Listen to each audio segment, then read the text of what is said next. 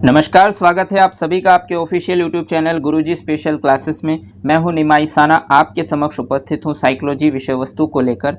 Students, आज की class में हम डिस्कस करने वाले हैं सुपर टेट में साइकोलॉजी के सिलेबस के अंतर्गत जो तीसरा सेक्शन होता है आपका लाइफ स्किल मैनेजमेंट यानी जीवन कौशल या प्रबंधन एवं अभिवृत्ति का, तो उस सेक्शंस पर डिटेल में डिस्कस करेंगे और जानेंगे कि आयोग द्वारा इस सेक्शंस में कौन कौन से टॉपिक निर्धारित किए गए हैं और किस टॉपिक का कितना वेटेज होता है और हम किस तरीके से इस सेक्शंस को कवर करें, इसके हर एक टॉपिक को कवर करें, जिससे हमारे सुपर टेट एग्जाम में सेक्शंस के अंतर्गत 10 आउट ऑफ 10 मार्क्स इजीली आ पाए। तो इनको आज की क्लास में हम जानेंगे और इसमें से जो आपका पहला टॉपिक है उसको हम स्टार्ट करेंगे। तो चलिए शुरू करते हैं आज की क्लास और जानते हैं सबसे पहले students life skill management sections का वेटेज कितने का है। तो स्टूडेंट्स, मैं आपको बता दूं कि इस सेक्शंस का वेटेज आपका 10 मार्क्स का होता है, जिसमें आप जानते हैं कि सुपर टेट में जो साइकोलॉजी सेक्शन है इसके अंतर्गत आपके 30 मार्क्स यानी 30 प्रश्न पूछे जाते हैं और प्रत्येक प्रश्न 1 मार्क्स का होता है। लेकिन इस 30 प्रश्न से रिलेटेड आपके 3 सेक्शन होते हैं।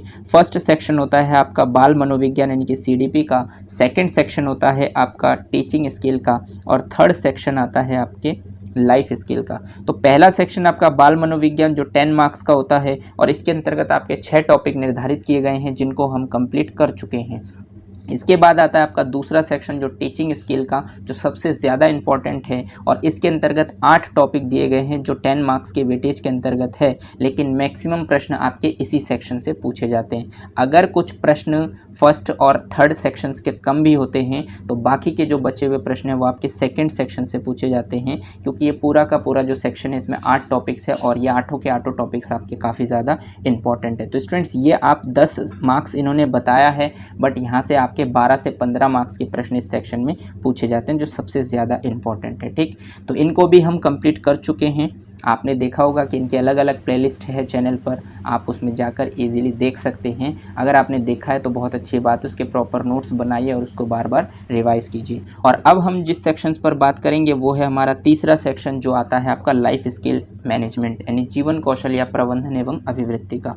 तो स्टूडेंट्स, ये भी आपके 10 मार्क्स का सेक्शन है और इस 10 मार्क्स के सेक्शंस के अंतर्गत आयोग ने आपको कुल 6 टॉपिक दिए हैं जिनको आपको पढ़ना है और इन 6 टॉपिक से रिलेटेड आपके 10 मार्क्स के प्रश्न पेपर में पूछे जाएंगे। जो भी एक आध प्रश्न है आपके सेकंड सेक्शन से भी पूछे जाते हैं इसमें, लेकिन ज़्यादातर चांसेस हैं आपके 10 मार्क्स इस सेक्शंस में निर्धारित किए हैं तो यहीं से पूछे जाए। तो स्टूडेंट्स, आयोग ने इस 10 मार्क्स के लिए आपको 6 टॉपिक दिए हैं। आप किस टॉपिक का कितना वेटेज है उसको समझते हैं और उसके बाद जो पहला टॉपिक है हमारा उसको आज की क्लास में ही हम स्टार्ट करने वाले हैं। तो देखिए, सबसे पहली बात तो स्टूडेंट्स, इस सेक्शंस के अंतर्गत आपको जो है आयोग ने पहला जो सेक्शन दिया है वो आपको दिया है जीवन कौशल का यानी लाइफ स्किल का।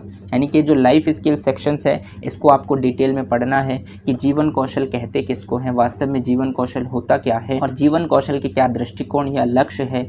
यूनिसेफ के अनुसार जीवन कौशल किसे कहते हैं, WHO के अनुसार जीवन कौशल कितने प्रकार के होते हैं, कौन कौन से प्रकार होते हैं, कैसे होते हैं, जीवन कौशल की आवश्यकता क्यों पड़े, जीवन कौशल की क्या विशेषताएं हैं, जीवन कौशल के क्या महत्व हैं, इन सभी पहलुओं को हम डिटेल में जानेंगे। बहुत ज़्यादा इंपॉर्टेंट है स्टूडेंट्स, सिर्फ एजुकेशन प्राप्त करना ही और नौकरी प्राप्त करना ही आपका ध्येय नहीं है। आपको अपने जीवन में बहुत सारे प्रॉब्लम्स का सामना डेली करना होता है।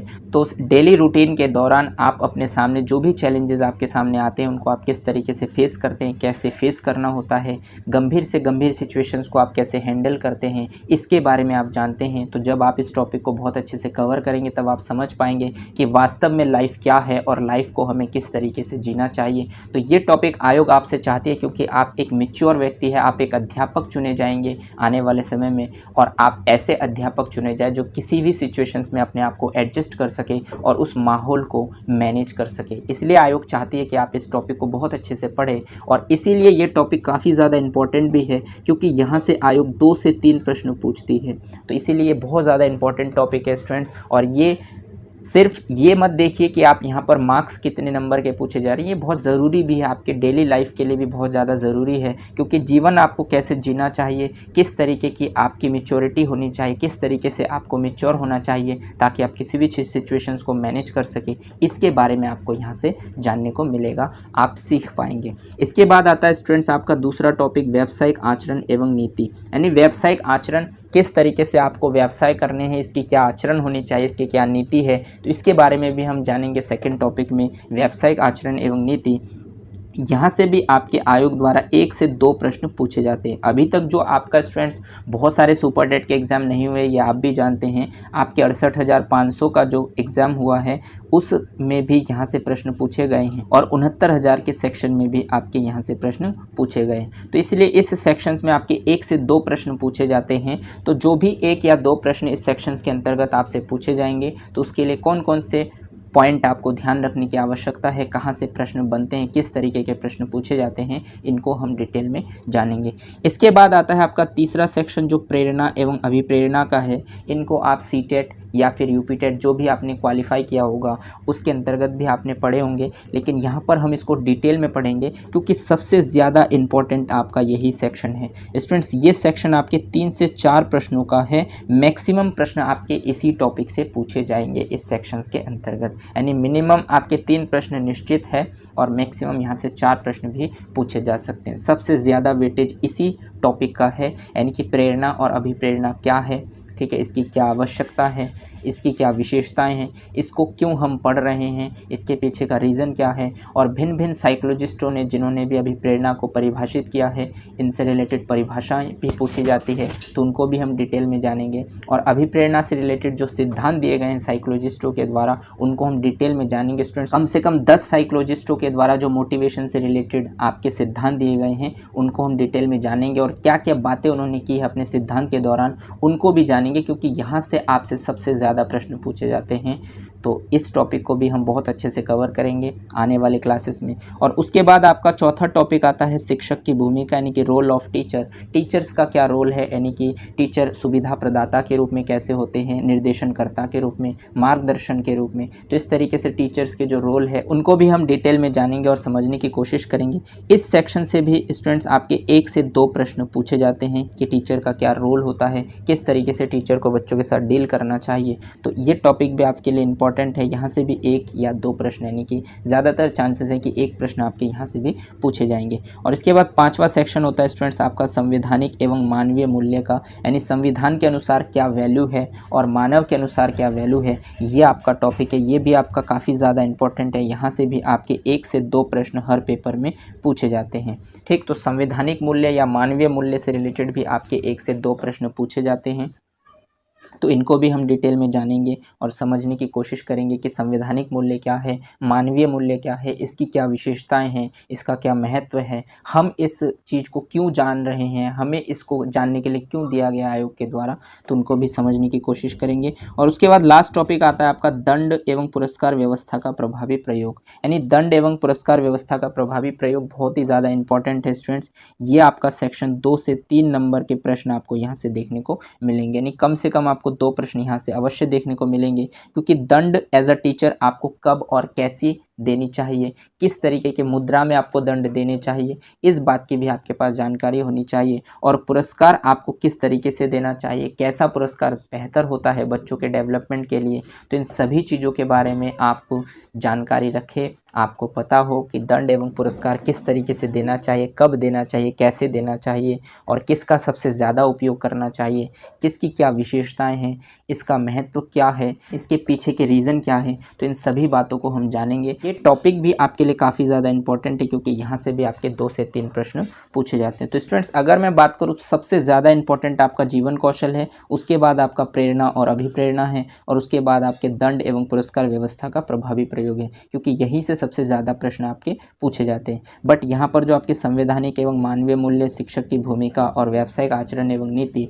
इनको भी हम नज़रअंदाज नहीं कर सकते, क्योंकि ये भी आपके लिए मोस्ट इंपॉर्टेंट है, क्योंकि यहाँ से भी आपके प्रश्न पूछे जाते हैं। तो स्टूडेंट्स, जाना आपने कि लाइफ स्किल मैनेजमेंट का जो सेक्शन है 10 मार्क्स का, इसमें से आयोग द्वारा कौन कौन से टॉपिक आपको दिए गए हैं और किस टॉपिक का कितना वेटेज है। इसमें मैंने आपको स्टूडेंट्स बता दिए हैं कि कौन से टॉपिक का सबसे ज़्यादा वेटेज है, कहाँ से ज़्यादा प्रश्न पूछे जाते हैं और कहाँ से कम प्रश्न पूछे जाते हैं। लेकिन इसमें कोई भी टॉपिक आप मिस नहीं कर सकते, क्योंकि सुपर टेट में एक एक मार्क्स आपके लिए बहुत ज़्यादा इंपॉर्टेंट है। इसलिए आप यहाँ पर किसी भी एक टॉपिक को अवॉइड नहीं कर सकते, आपको सभी टॉपिक प्रॉपर तरीके से देखने हैं। लेकिन जिस टॉपिक के ज़्यादा वेटेज है उस पर ज़्यादा समय आपको देना है, और जिस टॉपिक के थोड़े कम वेटेज है उसको भी समय देना है, लेकिन उतने ही लिमिटेड समय आपको देना है। आशा करता हूँ कि आप मेरी बातों को समझ पाए हैं और कौन सा टॉपिक सबसे ज़्यादा इंपॉर्टेंट है और कौन से टॉपिक के थोड़े कम वेटेज है इसको भी आप समझ पाए होंगे। अब स्टूडेंट्स मैं आपको बताता हूँ कि आगे की इस सेक्शंस की तैयारी हम किस तरीके से करेंगे, किस तरीके से मैं आपको इस सेक्शंस को कंप्लीट कराऊंगा, इसको जानते हैं। तो सबसे पहले देखिए, आज की क्लास में हम सबसे पहले जीवन कौशल टॉपिक को स्टार्ट करेंगे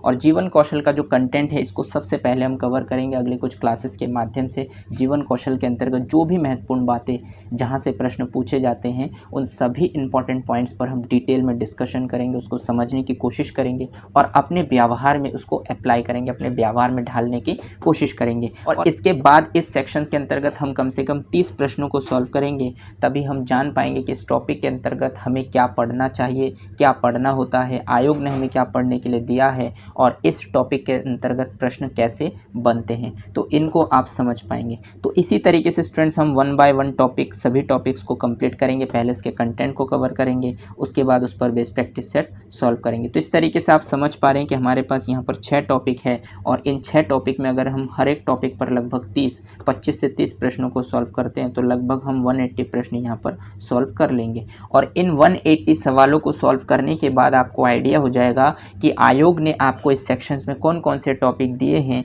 क्यों दिए हैं और किस लिए दिए हैं और क्या चाहती है आपसे आयोग, आपके व्यवहार में किस तरीके के परिवर्तन होने चाहिए, उन सभी बातों को आप समझ पाएंगे। इसके बाद स्टूडेंट्स हम इन तीनों सेक्शनों को मिलाकर एक टेस्ट सीरीज़ लॉन्च करेंगे जिसमें लगभग आपके 1200 प्लस प्रश्न होंगे जिनको हम सॉल्व करेंगे और जानेंगे कि सुपर टेट में साइकोलॉजी के जो 3 सेक्शन है जिसमें से 30 प्रश्न पूछे जाएंगे, उन 30 प्रश्नों से रिलेटेड किस तरीके के प्रश्न हमारे सुपर टेट में, डीएलएड में और बीएड के प्रीवियस ईयर में अब तक पूछे गए हैं। तो इन सभी टॉपिक्स को मिलाकर हम लगभग 1200 प्रश्न यानी कि टेस्ट सीरीज़ लॉन्च करेंगे जो 1200 प्रश्नों का होगा और वहाँ से आपको एनालाइज करना है कि कौन कौन से टॉपिक से कैसे कैसे प्रश्न पूछे जाते हैं। और इसके बाद जैसे ही आपका ये सेक्शन ख़त्म हो जाएगा यानी कि आपके टॉपिक वाइज प्रैक्टिस सेट के प्रश्न आप देखेंगे और फिर इन टेस्ट सीरीज़ के 1200 प्रश्न आप देखेंगे, तो इससे बाहर आपका कोई भी प्रश्न नहीं जाएगा इस 30 मार्क्स के लिए। और जैसे ही आपकी एग्ज़ाम डेट घोषित हो जाएगी सुपर टेट की, उससे पहले हम कम से कम 20 मॉक टेस्ट लगाएंगे जहां से 3 सेक्शनों को मिलाकर आपके 30 प्रश्न पूछे जाएंगे और उन मॉक टेस्ट के माध्यम से आप अपनी तैयारी का आकलन कर पाएंगे। तो आशा करता हूं कि आप मेरी सभी बातों को समझ पाए हैं, जो अभी तक मैं आपको बताना चाह रहा हूं उन सभी बातों को क्लियर कर पाए होंगे और इस प्लानिंग को भी समझ पाए होंगे। देखिए, किसी भी कार्य को करने के लिए आपको प्लान करना बहुत ज़्यादा ज़रूरी है और उस प्लान को किस तरीके से एग्जीक्यूट करना है ये भी आपको जानना ज़रूरी है। इसलिए मैंने आपको सबसे पहले इस सेक्शंस के अंतर्गत किस तरीके से हम तैयारी करने वाले हैं इन बातों को बताने की कोशिश की है, समझाने की कोशिश की है। आशा करता हूँ कि यहाँ तक जो भी बातें मैंने अभी तक आपको बताए हैं और आगे की जो प्लानिंग मैंने आपको बताई है, आपके साथ शेयर की हैं, उन सभी बातों को आप समझ पाए हैं। लेकिन फिर भी अगर आपके माइंड में कोई डाउट्स या सुझाव है तो वो आप मुझे दे सकते हैं। और आज की क्लास को शुरू करते हैं और इस सेक्शन में जो पहला टॉपिक है आपका लाइफ स्किल यानी जीवन कौशल, इसको स्टार्ट करते हैं और जानते हैं सबसे पहले कि लाइफ स्किल यानी जीवन कौशल क्या है, किसे कहते हैं लाइफ स्किल या जीवन कौशल। तो चलिए शुरू करते हैं आज की क्लास और जानते हैं आज की क्लास का जो पहला पॉइंट है आपका स्टूडेंट्स, वो है लाइफ स्किल यानी जीवन कौशल। तो जीवन कौशल क्या है, कहते किसे हैं, जीवन कौशल होता क्या है, सबसे पहले हम इसको जानते हैं। तो इसके अंतर्गत पहला पॉइंट निर्धारित किया गया स्टूडेंट्स कि जीवन कौशल वे व्यावहारिक योग्यताएं हैं जो मानव को आत्मज्ञान, प्रभावी संप्रेषण, यहाँ पर स्टूडेंट थोड़ा सा टाइपिंग एरर है, ये प्रभावी संप्रेषण है, रचनात्मक सोच, निर्णय लेने की क्षमता, भावनाओं में संतुलन स्थापित करना आदि को परिपक्व करने में मदद करती है। देखिए, जीवन कौशल वे व्यावहारिक योग्यताएं हैं, यानी कि जीवन कौशल के अंतर्गत आप अपने व्यवहार में इस प्रकार की योग्यता यानी कि इस प्रकार की एबिलिटी को डेवलप करते हैं जो मानव को आत्मज्ञान, आत्मज्ञान का मतलब स्वयं का ज्ञान, वास्तविक ज्ञान, स्वयं को जानना, स्वयं को पहचानना कि वास्तव में मेरे अंदर क्या टैलेंट है, क्या कमज़ोरी है, क्या मेरे मजबूत पक्ष है, क्या मेरे कमज़ोर पक्ष है, इसको जानना सबसे ज़रूरी है। मानव का आत्मज्ञान होना ज़रूरी है। उसके बाद दूसरा पॉइंट है कि प्रभावी संप्रेषण, मतलब एक इफ़ेक्टिव कम्युनिकेशंस करना ज़रूरी है। अपनी भावनाओं को दूसरों तक किस तरीके से पहुंचाया जा सके ये भी ज़रूरी है। तीसरा पॉइंट है कि रचनात्मक सोच यानी क्रिएटिव थिंकिंग आपके अंदर होनी चाहिए, यानी कि एज अ ह्यूमन बीइंग आपकी सोच कैसी होनी चाहिए, क्रिएटिव होनी चाहिए। निर्णय लेने की क्षमता यानी कि डिसीजन लेने की जो एबिलिटी है ये भी आपके अंदर होनी चाहिए। और भावनाओं में संतुलन स्थापित करना ये भी ज़रूरी है, यानी कि अपनी फीलिंग्स को किस तरीके से बैलेंस करना, किस तरीके से कंट्रोल करना, इन सभी चीज़ों में जो परिपक्वता है यानी कि मैच्योरिटी करने में मदद करती है, यानी कि मैच्योर करने में मदद करती है। तो कहने का मतलब स्टूडेंट्स ये है कि जो लाइफ स्किल है वो आपकी एक व्यावहारिक योग्यता है, यानी कि आपका व्यवहार है जो मानव के आत्मज्ञान, प्रभावी संप्रेषण, रचनात्मक सोच, निर्णय लेने की क्षमता और भावनाओं में किस तरीके से संतुलन स्थापित किया जा सके आदि चीज़ों को परिपक्व करने में मदद करती है लाइफ स्किल। तो ये सभी चीज़ें आप जब चीज़ों को समझेंगे तो आप अपने व्यवहार को किस तरीके से योग्य बना लेंगे कि आप किसी भी सिचुएशंस में खुद को एडजस्ट कर सकते हैं और किसी भी सिचुएशंस को तुरंत मैनेज कर सकते हैं। यदि आप अपनी भावनाओं में, आप अपनी सोच में, निर्णय लेने की क्षमता में, आपके आत्मज्ञान में, आपके प्रभावी संप्रेषण में आपका कमांड होगा, आपका अधिकार होगा, तो इसका मतलब आप किसी भी सिचुएशंस को कभी भी कैसे भी हैंडल कर सकते हैं। तो यदि आपके अंदर इस प्रकार की एबिलिटी, इस प्रकार की व्यावहारिक योग्यताएं हैं तो इसका मतलब आप जीवन कौशल को जानते हैं या फिर आपका जीवन कौशल बेहतर है। इसके अंतर्गत नेक्स्ट पॉइंट आपका है कि जीवन कौशल वह क्षमता है जो व्यक्ति को रोज़मर्रा की ज़िंदगी की चुनौतियों और मांगों को पूरा करने में मदद करती है। देखिए, जीवन कौशल यानी कि जो लाइफ स्किल है वो एक क्षमता है, यानी कि एक प्रकार की एबिलिटी है जो व्यक्ति को रोज़मर्रा का मतलब होता है डेली टू डेली लाइफ की जो ज़िंदगी है, आपकी रोज़मर्रा की ज़िंदगी, इसमें जो चुनौतियाँ आपके सामने आती है, जो भी मांगें आपके सामने आती है, उनको पूरा करने में मदद करती है। यानी कि एक प्रकार की क्षमता है जिससे आप डेली टू डे लाइफ में जो भी आपके सामने चैलेंजेस या डिमांड्स आते हैं उनको आप किस तरीके से कंट्रोल करते हैं, किस तरीके से कंप्लीट करते हैं, ये जो क्षमता है इस क्षमता को ही हम जीवन कौशल कहते हैं। और स्टूडेंट्स, ये सब चीज़ें जो है, ये जो क्षमता है, ये आप कहीं पर जाकर खरीद के नहीं ला सकते या कहीं पर जाकर प्राप्त नहीं कर सकते। ये सब चीज़ें आप जितना ज़्यादा अपने आप को चैलेंजेस फेस करेंगे, जितना ज़्यादा आप चैलेंजेस फेस करेंगे उतने ही ज़्यादा आप एक्सपीरियंसेस गेन करेंगे और ये एक तरीके के एक्सपीरियंस ही होते हैं, अनुभव होते हैं जो आपको इस प्रकार की क्षमता विकसित करती है। इसी को ही हम लाइफ स्किल कहते हैं। इसके अंतर्गत नेक्स्ट पॉइंट आपका बनता है स्टूडेंट्स कि वर्तमान में शिक्षा बौद्धिक विकास पर ही केंद्रित है। देखिए, जो वर्तमान में यानी कि इस समय प्रेजेंट में जो शिक्षा है ना, वो आपकी बौद्धिक विकास, यानी बौद्धिक विकास का मतलब होता है मेंटल डेवलपमेंट, यानी कि मेंटल डेवलपमेंट, आपका मानसिक विकास जितना ज़्यादा होगा उतना ही ज़्यादा आप इंटेलिजेंट हो जाएंगे, यानी कि आपकी इंटेलिजेंस डेवलप होती जाएगी। तो वर्तमान में जो शिक्षा है वो बौद्धिक विकास पर केंद्रित है, यानी कि सेंटर्ड है। कहने का मतलब ये है कि यहाँ पर सिर्फ और सिर्फ आपका आईक्यू लेवल चेक किया जाता है कि आपके अंदर कितनी ज़्यादा बुद्धि है। आप शिक्षा के माध्यम से अपने बौद्धिक विकास को सबसे ज़्यादा विकसित करते हैं। जो वर्तमान समय में जिस पर सबसे ज़्यादा फोकस किया जाता है वो ये है कि शिक्षा के माध्यम से आपके बौद्धिक विकास का डेवलपमेंट हो, जबकि शिक्षा का उद्देश्य व्यक्तित्व का सर्वांगीण विकास है। लेकिन आप शिक्षा का मतलब जानते हैं कि वास्तविक रूप से जो शिक्षा का मतलब होता है, शिक्षा का जो उद्देश्य होता है वो व्यक्तित्व का सर्वांगीण विकास है, यानी कि आपकी जो पर्सनैलिटी है उस पर्सनैलिटी का टोटल डेवलपमेंट जो है वो ही एजुकेशन से। यानी कहने का मतलब ये है कि वर्तमान में जो शिक्षा है वो उसकी वास्तविक स्थिति से भटक चुकी है। इनका फोकस सिर्फ और सिर्फ किस पर है? बौद्धिक विकास पर केंद्रित है। लेकिन शिक्षा का जो वास्तविक अर्थ है, वास्तविक उद्देश्य है वो है व्यक्तित्व के सर्वांगीण विकास पर। इसीलिए आप समझ पा रहे स्टूडेंट्स कि हम जो है औद्योगिक क्रांति तो बहुत ज़्यादा कर रहे हैं लेकिन नेचर को ध्यान में नहीं रखते, और नेचर को ध्यान में ना रखने की वजह से ही समय समय पर क्राइसिस और हम बहुत ज़्यादा बीमारियों से ग्रसित होते हैं। यदि हम एजुकेशन में हर तरीके के सेक्शंस को महत्व दें,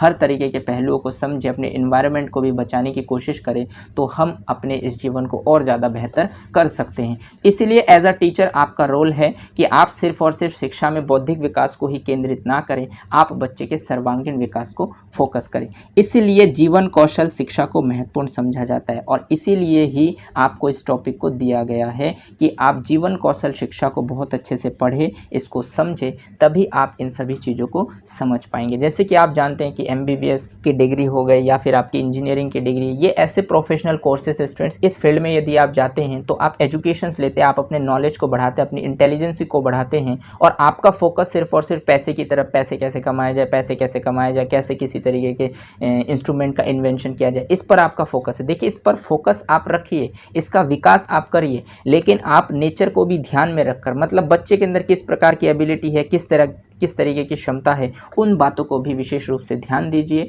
यदि आप उन बातों को ध्यान देंगे तो कहीं ना कहीं आप अपने इन्वायरमेंट को भी बचाने की कोशिश करेंगे, और इन्वायरमेंट को साथ में रखकर जब आप डेवलपमेंट करेंगे तो सबसे ज़्यादा बेहतर माना जाएगा। तो इस तरीके से शिक्षा को जो है आप बौद्धिक विकास ही ना माने, शिक्षा का अर्थ होता है व्यक्तित्व का सर्वांगीण विकास, और व्यक्तित्व के सर्वांगीण विकास को यदि आप जानना चाहते हैं तो एज अ टीचर आपको जीवन कौशल को बहुत अच्छे से कवर करना होगा। इसीलिए आयोग ने आपको इस टॉपिक को दिया है, और इसके अंतर्गत जितने भी टॉपिक आपको दिए हैं इस सेक्शंस के अंतर्गत, उन सभी टॉपिक को आपको डिटेल में पढ़ना चाहिए, तभी आप जीवन कौशल को सही ढंग से समझ पाएंगे और आयोग के IQ लेवल को भी जान पाएंगे, और आयोग के द्वारा जो भी प्रश्न पूछे जाएंगे उनको भी आप इजीली क्लियर कर पाएंगे। आशा करता हूं कि आप मेरी बातों को समझ पाए हैं और इस पॉइंट को भी क्लियर कर पाए होंगे। चलिए आगे बढ़ते हैं और देखते हैं नेक्स्ट पॉइंट आपसे क्या कहता है। तो नेक्स्ट पॉइंट आपसे कहता है स्टूडेंट्स कि जीवन कौशल को दैनिक जीवन कौशल या सर्वाइकल कौशल के नाम से भी जाना जाता है। देखिए, जो जीवन कौशल है यानी कि लाइफ स्किल है, इसको हम दैनिक जीवन कौशल भी कहते हैं या फिर इसको हम सर्वाइकल कौशल के नाम से भी जानते हैं,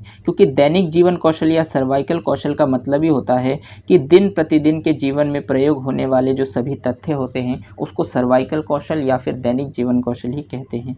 तो स्टूडेंट्स, इस बात को भी आप ध्यान रखेंगे कि जीवन कौशल के अन्य नाम है दैनिक जीवन कौशल या फिर सर्वाइकल कौशल, जिसका मतलब होता है कि दिन प्रतिदिन के जीवन में प्रयोग किए जाने वाले सभी तथ्य जो है इस कौशल के अंतर्गत आते हैं। चलिए आगे बढ़ते हैं और देखते हैं नेक्स्ट पॉइंट आपसे क्या कहता है। तो नेक्स्ट पॉइंट आपसे कहता है स्टूडेंट्स, जीवन कौशल का दृष्टिकोण या लक्ष्य, यानी कि जीवन कौशल का क्या दृष्टिकोण है या जीवन कौशल के क्या लक्ष्य है। तो देखिए, जीवन कौशल के क्या लक्ष्य है, जीवन कौशल का दृष्टिकोण क्या है, तो इसके अंतर्गत जो पहला पॉइंट बताया गया वो है कि व्यवहार में परिवर्तन करना। यानी कि जीवन कौशल का जो लक्ष्य है, जीवन कौशल आप क्यों पढ़ रहे हैं, इसका दृष्टिकोण ये है कि आयोग आपसे चाहती है कि आपके व्यवहार में परिवर्तन हो जाए। मतलब आप इस टॉपिक को, इस सेक्शंस के अंतर्गत जो भी टॉपिक आपको दिए गए हैं जीवन कौशल में, उन सभी चीज़ों को जाने, उसको पढ़े, उसको समझे और आपके व्यवहार में परिवर्तन हो जाए, आपकी सोच में परिवर्तन हो जाए और आप बच्चों को सही ढंग से समझ पाए और उनका सही तरीके से उपचार कर पाए।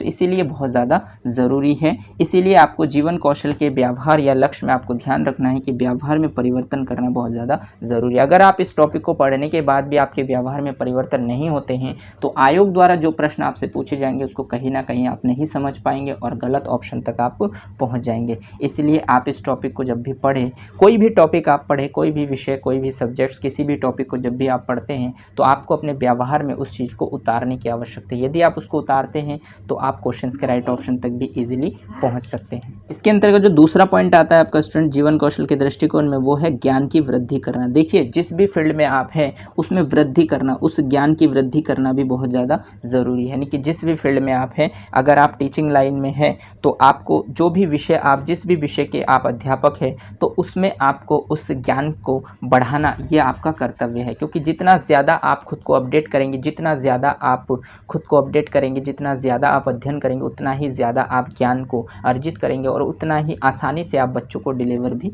कर पाएंगे। तो इसलिए जीवन कौशल का दृष्टिकोण ये भी है कि आपको व्यवहार में परिवर्तन करने के साथ साथ आपके ज्ञान में भी वृद्धि होना आवश्यक है। और इसके अंतर्गत तीसरा पॉइंट आपका बनता है स्टूडेंट्स कि अंतर व्यक्ति कौशल विकसित करना। यानी कि अंतर व्यक्ति कौशल का मतलब होता है स्टूडेंट्स इंट्रापर्सनल स्किल डेवलप करना। यानी कि अंतर व्यक्ति कौशल क्या होते हैं, तो अंतर व्यक्ति का मतलब होता है इंट्रापर्सनल।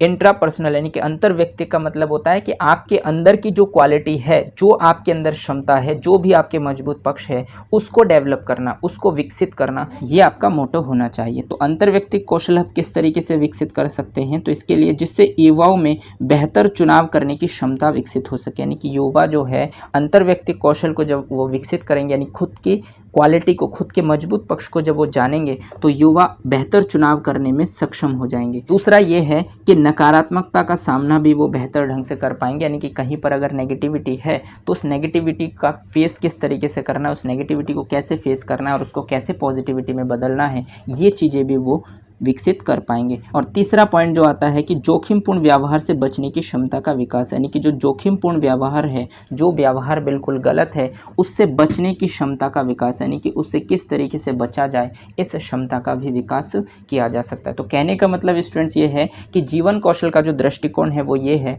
कि आपके व्यवहार में परिवर्तन करना। यानी जीवन कौशल जब आप पढ़ेंगे तो आपके व्यवहार में परिवर्तन होना ज़रूरी है, आपके ज्ञान में वृद्धि होना ज़रूरी है और अंतर व्यक्ति कौशल विकसित करना, यानी अंतर व्यक्ति कौशल इसलिए विकसित करना क्योंकि आप अपने जो व्यक्तिक जो आपके अंदर जो व्यक्तिक कौशल है, जो दूसरों से भिन्न है, उस कौशल को आपको विकसित करना है। यानी कि आप अपनी एबिलिटी को जानें, आपका मजबूत पक्ष क्या है, कमज़ोर पक्ष क्या है, उसको जानें और उससे क्या है कि आप बेहतर चुनाव कर सकते हैं कि क्या आपके मजबूत पक्ष है, किस फील्ड में आपको जाना चाहिए। इस चीज़ के चुनाव करने में यानी कि इस चीज़ को चुनने में आपको मदद मिल सकती है। नकारात्मकता का सामना आप ईज़िली कर सकते हैं। किस तरीके से नकारात्मक माहौल को आपको सकारात्मक में चेंज करना है, तो उस चीज़ को भी आप अपने अंदर विकसित कर लें और जोखिमपूर्ण व्यवहारों से आपको कैसे बचना है, इस क्षमता का भी आप विकास कर सकते हैं। इस तरीके से आपको जीवन कौशल के लक्ष्य को ध्यान रखने हैं। आशा करता हूं कि यहाँ तक जो भी बातें मैंने आपको बताए हैं कि लाइफ स्किल क्या है, इसके अंतर्गत आपको क्या करना होता है